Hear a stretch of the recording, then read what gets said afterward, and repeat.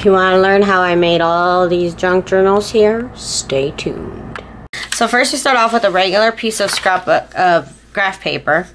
And as you can see, it's not exactly the same size as the cover. So that's good. It needs to be shorter than the cover, and it doesn't matter how much smaller it is than the cover, as long as it's the size of inside the cover. So I'm just going to cut this a little bit here. And that's going to give us this piece of paper right here. So this piece of paper here, as you can see, it's in the middle of the cover. And yeah, so that's what's important. So now what we're going to do is we're going to find the spine and where we should make the holes. And I like to use a three-hole pamphlet stitch. So that's what I'm going to be doing today. So first step is I'm going to be folding this piece of paper in half. And I'm going to be pulling out my little tool cup, which has everything I need except for my boning knife. So I'm going to fold that in half. And then what I'm going to do is I'm going to fold that in half. And in school they used to tell us this right here is hamburger style fold. And this is hot dog style fold. So fold it in hot dog style form. So now we have our first hole, which is going to be in the middle of the page. And that's exactly in the middle of the page. I love this because it's graph paper. And then we're going to fold it in half again, hot dog style, one more time. Oops, wasn't exactly in the middle. We're going to fold it again, hot dog style. Even though right now it looks like a chalupa or something. Anyways, okay. So fold it again. And now when you unfold it, you have 3 lines that are exactly where we need to put our holes. And then I need a pencil because I'm going to make a little like note of where the holes are. And then what I'm going to do is I'm going to punch a hole through it with my crocodile on the 1/8 inch setting. And the reason I do that is because I line it up with the cover here. And again, these instructions don't have sizes so that you can do this with any cover. It doesn't matter what size it is. This graph paper will work. So basically what I try and do here is I'm going to try and line up one of these lines with the border here. Sometimes that doesn't happen exactly, so sometimes I have to make it like I'll have it in the middle of the square. We'll have the border going through the middle of the square, and that's something that they both have in common. So I think that's what I'm going to do in this case. So it's going to be in the middle of the squares. And all I have to do is make a little circle. And this paper is a little worn out because I've used it for all my journals. So there we go. I have the circles drawn out on there. So now what I'm going to do is I'm going to punch those out with my crocodile. And I don't have an example for this one already done because this is the last of 19 journals that I've made. So I don't have any more examples. So here I go. I'm going to go ahead and fast forward this. Holes here in the cover, as you can see, it's pretty even on there. The graph paper really takes the guessing out of where the middle is, and it's, I don't know, I just really like using graph paper. So okay, so we got this, and now I have to use I gotta get eyelets out, and these are 1/8 inch, sorry, yeah, 1/8 inch eyelets. So they're the teeny tiny ones. And this goes through the page. It's not any, these are by Recollections from Michaels. So they're not like a special brand of eyelets, I should say. I've gotten asked how well they go through the cover, and I mean, they go through the cover just fine. Sometimes you have to get that paper out the way. Okay.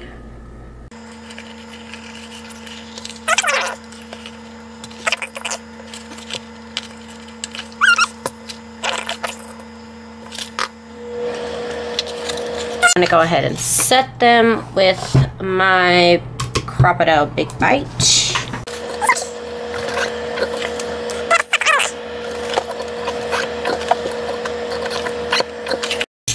So now we have our journal cover done with the holes and nice with the little eyelets. And basically I do the eyelets just because I think it looks neater, and I just don't like just the way that the piercer makes holes. I like the nice professional edge.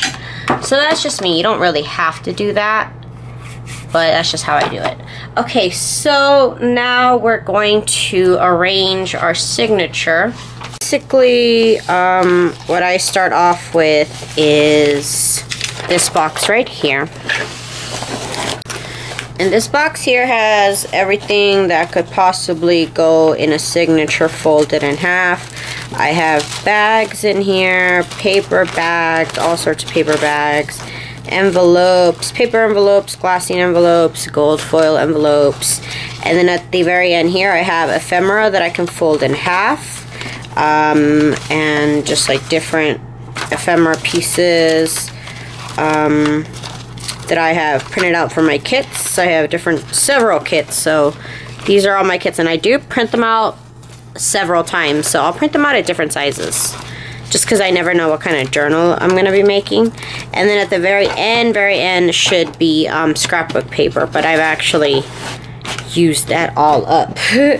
So first you want to make sure all your pages are going the same way, otherwise you'll regret it like me.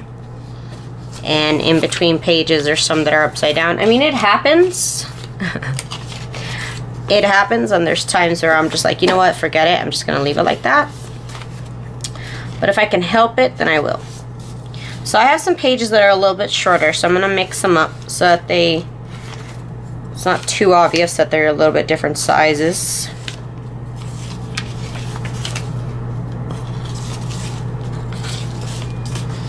And you want to make sure that you have all the folded sides to one side.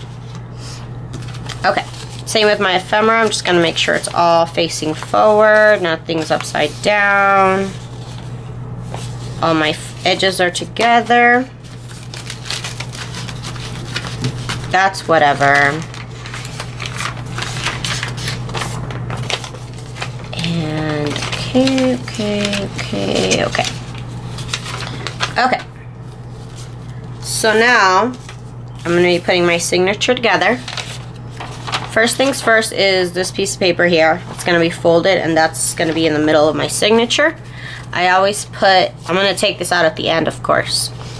So I always put an envelope in the middle, and I want this to be kind of centered. So you can hug it around this graph paper, even though we're going to be taking this out. It's just fine. And then I'll go in with an ephemera piece, a junk piece, and you can arrange these however you want. It doesn't have to be all. I wouldn't put everything in the middle because then it makes it a little too chunky in the middle. So this part I'm going to put a little bit down lower than the envelope, and this part I'm going to put a little bit higher than the envelope. And then we're going to go with another journal page and another junk page. So I try and put some ephemera pieces in between the journal kit and my junk and my scrapbook paper, so that it's not just journal, it's not just, you know, decorative page. You want a little bit of a mix. So I tend to put about 2 ephemera pieces and then a junk page, and then we'll put an envelope here, would be cute, then a journal page there, then we'll go, I got a junk, so now we go with the ephemera. Now we go again to decorative paper, and then we go to ephemera, kit paper, junk, And this is 2 envelopes that I just slipped together. It's not even glued or anything. And we'll go with the decorative paper here. Go with the journal page. Tag. Ephemera. And I just do this like a lasagna, you know? I'm making a junk journal lasagna here. Just want to get all your pretty pages in here. I like the tab though. Junk. And some of it is going to stick out here. You can either cut that, or I'm going to add lace to my journal so that it covers that, because I don't know, I guess when you put in so many pages, it kind of goes farther and farther from the edge. Oh well, that's a junk journal. That's what happens. I mean, that's just what happens. Okay, so here we go. Gonna keep adding to this lasagna here. So these are no longer called junk journals. Now they're called lasagna journals. So you could just tell all your friends that. Okay, here we go. We're almost done. And this is kind of like a ridiculous amount of pages probably, but I don't care. Okay, so this is probably like 30 or 40 pages, but that's okay. Okay, so we got all these together in the order that we want, and now we gotta clip them together. I have this huge paper clip that I like because it lays flat, but you could also use just a binder clip. And we gotta find the middle. Yep. And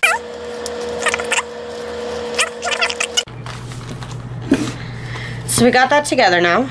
So this is our one signature that's gonna go inside this journal. Like I said, you could either cut this, I might, or you can add lace and just make it a little bit longer. I think I'm gonna go ahead and cut that.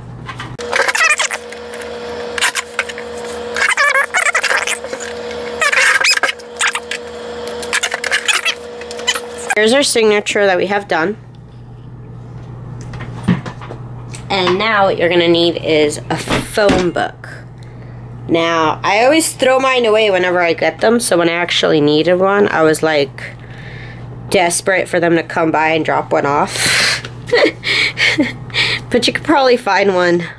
I don't know, if you go to any office, if you probably go to, oh my god, go to like any store, no, like an office supply store, and ask them if they have a telephone book, and they probably do, and they'll want to give it to you.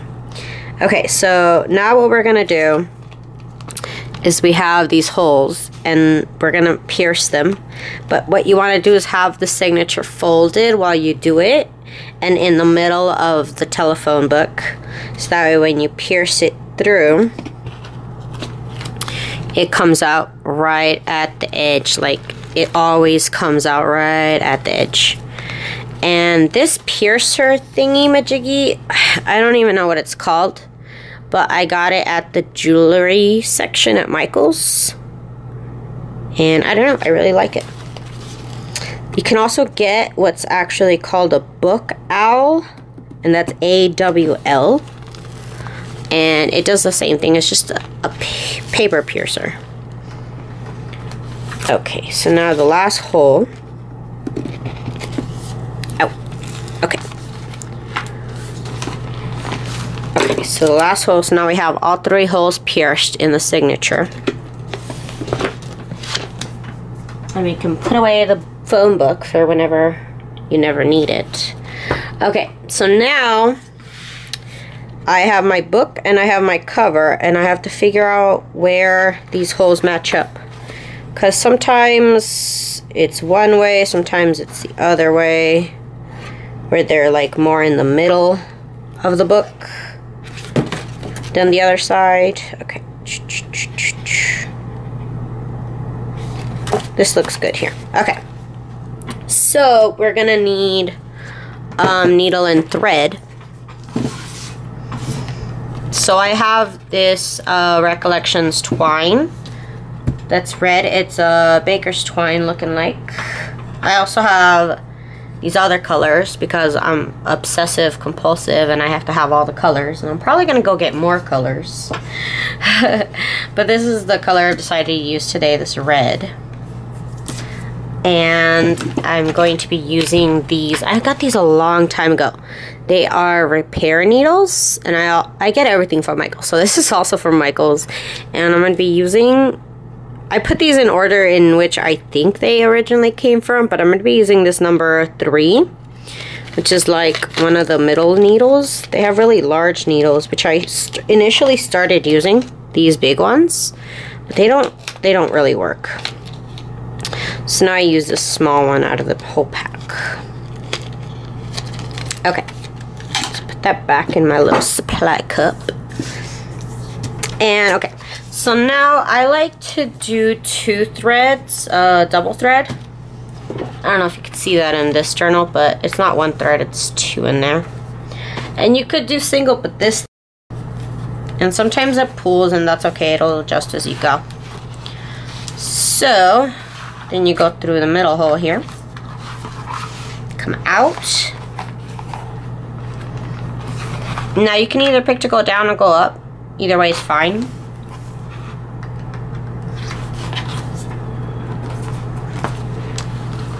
And then we're gonna go through this hole here in the middle.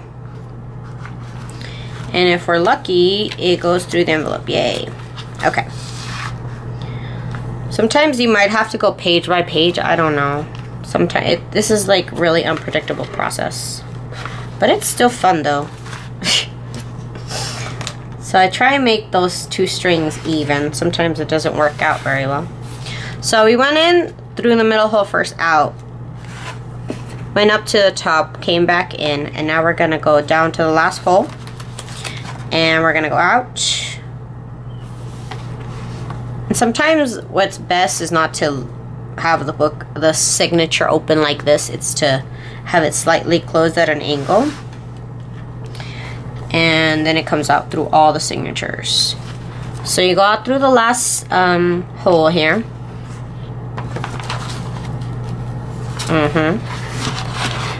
And now we're here. This is like the part I find the toughest, to be honest, is this last signature. And I wish I would have filmed the last book because it was perfect. It was just like butter just went through. And that'll never happen again. Okay, so let's see. I'm gonna try. This is probably not gonna be easy for the camera to catch because I'm in between right here. And you can just barely see the needle going through. Okay, I put it through. Woo, woo. Oh my, I could not do this 3 times in a row. Okay, so now you got it through there. And there we go. Sometimes it's not this easy, and problems do occur, accidents do happen. You could always cut this thread out and start over. You could also thread each single page by itself through the needle as you go through the spine. But that last part, this middle part, is going to be the toughest one. Because if you go through the thread, when you come out here and you go through this twine, you have to go back out and come back out. So you just want to tie it one way and then tie it the other way. You want to cut the thread, and there you have your journal. So I'm going to be I've made so many journals that I'm going to be showing you what they look like first before I add any decorations to it, and then as I decorate them, I'll be showing them to you. This is this journal here. It probably has about, I'm not even sure, it has a lot of pages. Let's see, 1,